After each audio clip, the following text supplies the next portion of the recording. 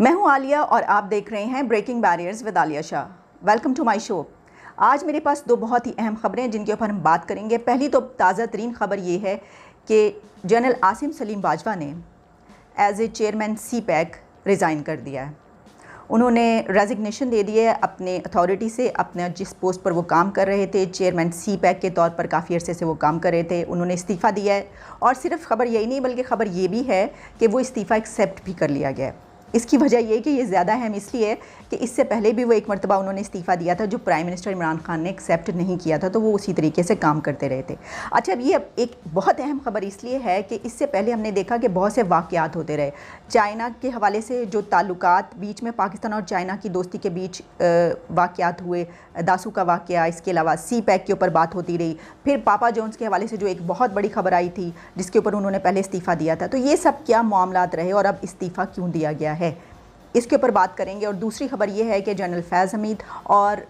NSA موئد یوسف امریکہ کے دورے پر، اور وہاں پر وہ کہا گیا کہ ان کی بہت اہم ملاقاتیں ہوئیں کاؤنٹر پارٹ سے، لیکن اس کو لو پروفائل رکھا گیا۔ اور آپ جانتے ہیں کہ جب حکومتی سطح پر کوئی خبر نہ آ رہی ہو تو پھر باقی بہت ساری رومرز اور خبریں جو ہیں وہ گردش کرتی رہتی ہیں، تو اسی طرح کی خبریں کچھ گردش کر رہی ہیں کہ وہ ایمبیسیڈر کے گھر میں ٹھہرے ہیں، کیا وہ اپنے لیے کچھ کرنے گئے ہیں، یہ جو ہے یہ ٹرپ میں کیا ہو رہا ہے، تو اس کے اوپر بھی بات کریں گے کہ یہ جو خبریں، رومرز یا مس انفارمیشن فرض کیجیے اگر ہے تو یہ کیا ہے اور یہ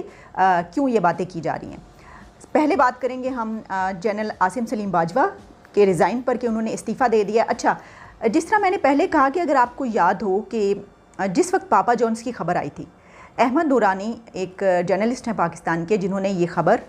بریک کی تھی۔ پاپا جونز کی بہت ساری برانچز، ایک بہت بڑا برانڈ پیزا کا جو کہ امریکہ میں اس کی برانچز اور اس کے علاوہ بہت بڑے ایسٹس ہیں اس کے، پاکستان میں بھی خیر اب تو آ چکا ہے، اب تو سب پاکستان میں بھی پاپا جونز کھاتے ہوئے نظر آتے ہیں، تو اس کے اوپر بہت بیک لیش آیا تھا جنرل عاصم سلیم باجوہ پر، کیونکہ احمد نورانی کی اس خبر کے مطابق وہ اس کے اونر تھے اور اس کے بہت بڑے ایسٹس تھے، اور پھر جو سوالات اٹھائے گئے تھے پاکستان اور پاکستان سے باہر ہر جگہ پر یہ خبر شائع ہوئی، اس کے اوپر لکھا گیا نیشنل انٹرنیشنل میڈیا میں، تو جو تنقید کی جاتی رہی وہ یہ تھی کہ عاصم سلیم باجوہ جو ہیں ان کے اتنے بڑے ایسٹس ہیں اور اتنا بڑا جو ہے وہ برانڈ ہے اور پاپا جونز کے اگر وہ مالک ہیں تو اس دوران وہ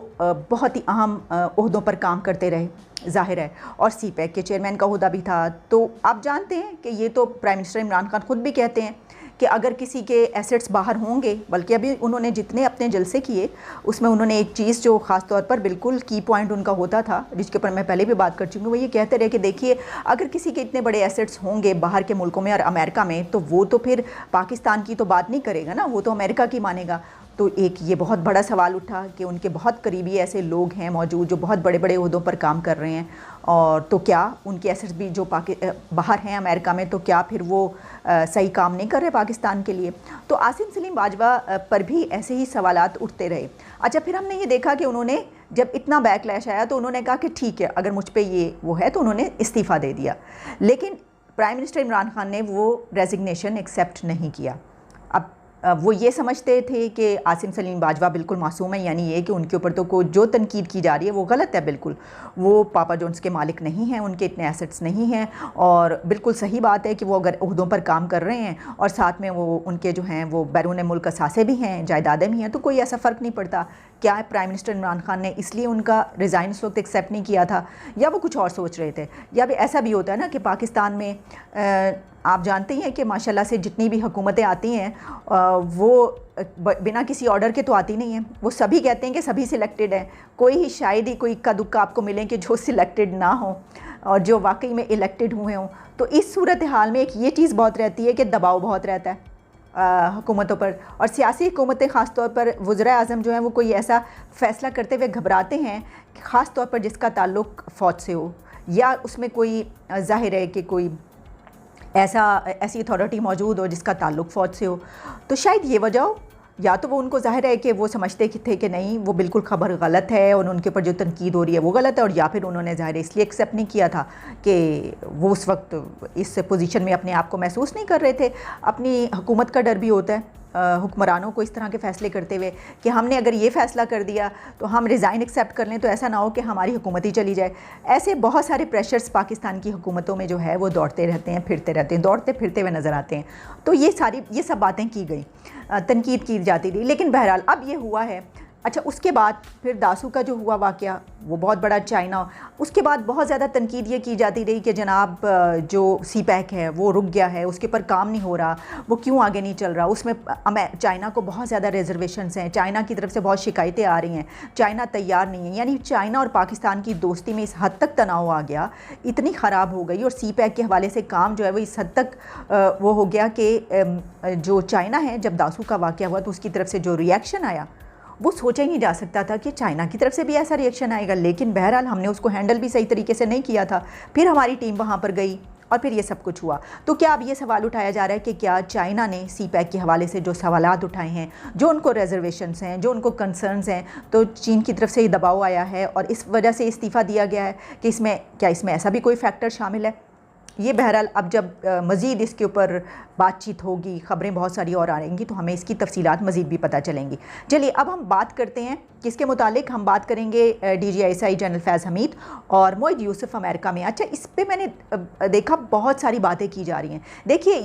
میرا اپنا ذاتی خیال ہے کہ پاکستان کو یہ کرنا چاہیے تھا کہ بلکہ بہت اچھے طریقے سے اس کو ہائی پروفائل بنا کر بتاتے کہ ان کی ملاقات اس سے ہوئی، ان کی ملاقات اس سے ہوئی. لیکن کیونکہ اس طرح کی کوئی حکومتی سطح پر کوئی خبریں نہیں آئیں تو ظاہر ہے کہ لوگوں نے پھر بہت سارے امریکہ کے بھی بہت سے لوگ ہیں وہاں پر جو پاکستانی موجود ہیں وہ بھی اس پہ بات کر رہے ہیں. پاکستان کے اندر بھی اس پہ بات کی جا رہی ہے. تو کہا یہ جا رہا ہے کہ جو یہ تو ایک ذاتی سا ٹرپ بھی ہے. اچھا یہ بھی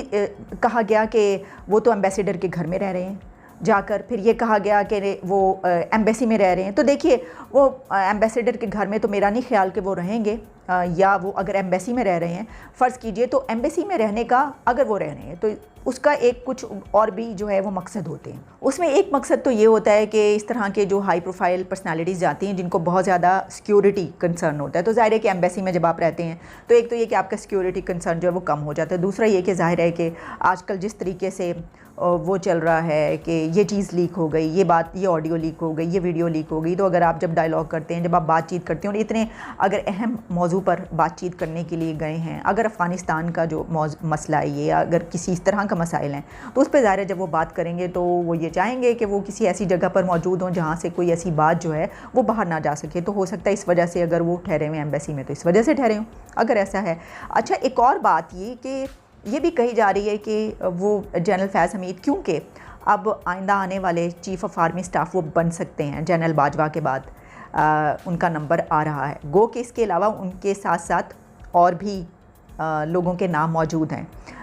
لیکن ان کا بھی کیونکہ نمبر ہے وہ ایک بہت اہم اس وقت سمجھے جا رہے ہیں اس کے کینڈیڈیٹ، اور پرائم منسٹر عمران خان سے وہ بہت قریبی سمجھے جاتے ہیں اور ہو سکتا ہے کہ وہ آئندہ کے چیف آف آرمی سٹاف بنے. تو آپ جانتے ہیں کہ پاکستان کے جو بھی چیف آف آرمی سٹاف بنتے ہیں اتنے بڑے عہدوں، پاکستان کے جو بھی اتنے بڑے عہدے ہوتے ہیں تو یہ کہا جاتا ہے، لکھا جاتا ہے، کتابوں میں لکھا گیا بلکہ کہ اس کے اوپر امریکہ کا عمل دخل ضرور رہتا ہے. امریکہ کی مرضی کے بغیر یہاں پر اتنی بڑی اتھارٹی پر آنا ذرا تھوڑا سا مشکل ہوتا ہے. اچھا صرف یہی نہیں، اس کے علاوہ اس کی جو بہت ساری کتابیں ایسی شائع ہوئیں جس میں ماضی کی بہت ساری باتیں لکھی گئیں. بس یہ کہ جنرل حمید گل صاحب کی بات کریں تو ویسے تو وہ خود بھی کہہ چکے اس بارے میں کہ ہاں جو وہ نہیں بنے تو اس کی وجہ امریکہ کی جو ہے وہ نہیں چاہتا تھا. اچھا اس کے علاوہ بہت سی جگہوں پر شائع بھی ہو چکی ہیں یہ باتیں. مثلا یہ کہ جنرل حمید گل جو ہیں جب ان کی تعیناتی کی باری آئی تھی تو اس وقت ان کا نام جو ہے وہ جب نواز شریف صاحب تک لسٹ میں پہنچا تھا تو یہ نواز شریف بھی جانتے تھے اور صدر غلام اسحاق خان بھی جانتے تھے جو اس وقت تھے، اور باقی تمام لوگ بھی جانتے تھے کہ امریکہ جو ہے وہ جنرل حمید گل کو شاید اس وجہ سے ناپسند کرتا ہے کیونکہ جو افغان جہاد تھا اس کے کہا جاتا تھا کہ وہ تو بڑے اس میں ظاہر ہے کہ اس کا ایکسپرٹ جنرل حمید گل کو سمجھا جاتا تھا اور سمجھا جاتا ہے کہ اس میں ان کا بہت بڑا کردار رہا افغان جہاد میں. تو کیونکہ ان کا ایک اس طرح کا مائنڈ سیٹ تھا جس کو ہم آج کل جہادی مائنڈ سیٹ کہتے ہیں، تو اس وجہ سے امریکہ یہ پسند نہ کرتا کبھی بھی کہ وہ اس عہدے پر آئیں. تو یہی وجہ ہے کہ جس وقت نواز شریف کے سامنے وہ لسٹ آئی تھی تو کچھ کتابوں میں ایک کوٹ کیا گیا کہ وہ انہوں نے اس کے اوپر سگنیچر یعنی टिक नहीं किया था कि किसको बनाया जाए। उन्होंने वो लिस्ट आगे भेज दी थी और उसके बाद सदर की तरफ से जो है उसको अप्रूव किया गया था और वो नाम जनरल आसिफ नवाज़ का अप्रूव किया गया था, जनरल हमीद गुल का अप्रूव नहीं किया गया था। और यही वजह रही कि उसके बहुत बाद, बहुत अरसे तक जनरल आसिफ नवाज़ और जनरल हमीद गुल में बहुत ज़्यादा जिसे कहते हैं राइवलरी रही, बहुत ताल्लुकात अच्छे नहीं रहे, बहुत कशीदा रहे। मतलब बहुत ज़्यादा जो है इस सिलसिले में बहुत सारी बातें बहुत सी जगहों पर कोट की गई हैं, लिखी गई हैं। वाक़यात ज़ाहिर है, हिस्ट्री जो है वो तो शाया हो ही जाती है, जो जाते हैं वो लिख कर चले जाते हैं सब कुछ, चाहे वो उसके हक़ में हो या ख़िलाफ़ हों। तो वैसे तो मैंने इससे पहले एक व्लॉग किया है इस तरह के मौजू पर, जिसमें जनरल आसिफ नवाज़ के जो भाई हैं शुजा नवाज़, उनकी एक किताब जो है वो उन्होंने पाकिस्तान के हवाले से लिखी। उसमें उन्होंने तारीख़ के बहुत सारे वाक़यात लिखे। उन्होंने जो बिन लादन का वाक़या था, एबटाबाद कमीशन वाला जो कुछ हुआ उसमें, वो उसके ऊपर उन्होंने लिखा। अच्छा, इसके अलावा जनरल आसिफ नवाज़ सिर्फ जनरल हमीद गुल तक बात ये नहीं थी, बल्कि सैयदा आबदा हुसैन साहिबा की जो किताब है उसमें भी बहुत कुछ लिखा गया, जिसमें जनरल आसिफ नवाज़ की वो भी ये चाहते थे कि वो अगला अपना जो है एक और टर्म लें, और इस सिलसिले में उन्होंने भी अमेरिका का दौरा किया था। वो भी विज़िट पे गए थे, जहाँ पर सैयदा आबदा हुसैन लिखते हैं अपनी किताब इस हवाले से जो लिखा है कि जब वो अमेरिका गए थे तो उस वक्त उनको शायद मना किया गया था कि वो अलहदा में जो है वो मुलाकात ना करें किसी से या इस तरह, लेकिन उन्होंने डिक चैनी से मुलाकात की थी और उस वक्त जो डिक चैनी से उन्होंने एक बहुत बड़ी कंडीशन रखी थी इस सूरत हाल में, शायद पाकिस्तान के कोई जो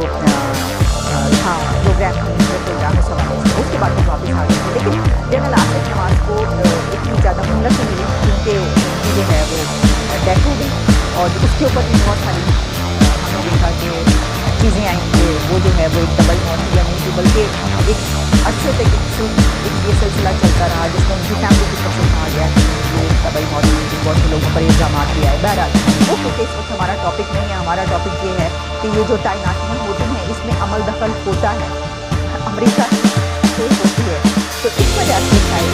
एक हल्की तकलीफ की जा रही है इसलिए कि आने वाले दिनों में जनरल फैज़ की बारी नहीं आने वाली है। वो है कि वो मुस्तकिल के चीफ ऑफ आर्मी स्टाफ में जनरल बाजवा के बाद उनका खत्म हो रहा है, तो अगर लेते और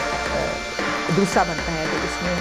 जो है वो जनरल फैज़ का नाम भी आता है। तो इस वजह से ये मेरा ख्याल है कि ये सारी जो ये जो मिस इन्फॉर्मेशन है अगर या ये जो तब्दील की जा रही है, बहुत सारी चीज़ें जो सुनाई दे रही हैं, देखने को मिल रही हैं, लिखी जा रही हैं, उसका मतलब और उसका मेरा ख्याल है वजह ये है कि क्योंकि पाकिस्तान में इस तरह के तमाम जो भी बड़े बड़े मुद्दे होते हैं उसमें जब भी कोई लगाया जाता है तो उसके पीछे ज़रूर कहीं ना कहीं अमेरिका की कोई ना कोई से मौजूद होती है या उसकी पसंद नापसंद का अमल दखल होता है। ये कोई बात किसी है ही नहीं कि पाकिस्तान का कोई भी बड़ा काम जब होता है तो उसमें क्योंकि पाकिस्तान बहुत रीजन से अमेरिका का अलाई रहा, उसका बहुत स्ट्रॉन्ग अलाई रहा और उसके साथ जनरल मुशर्रफ से लेकर और अब तक देखते आ रहे हैं, बल्कि जनरल ज़िया ने अफगान जहाज जो लड़ा था रशिया का, रशिया को रोकने के लिए उस वक्त जाहिर है इसके कहने को वो सब कुछ किया गया था। तो फिर ये मेरा ख्याल है कि कोई इसलिए ये कोई बड़ी बात नहीं है कि अगर कोई बात करता है कि क्या वो इसलिए से अपनी तैनाती कराने के लिए या अपने रिलेशन वहाँ पर अच्छे बनाने के लिए या अपनी कॉन्टेक्ट मजबूत करने के लिए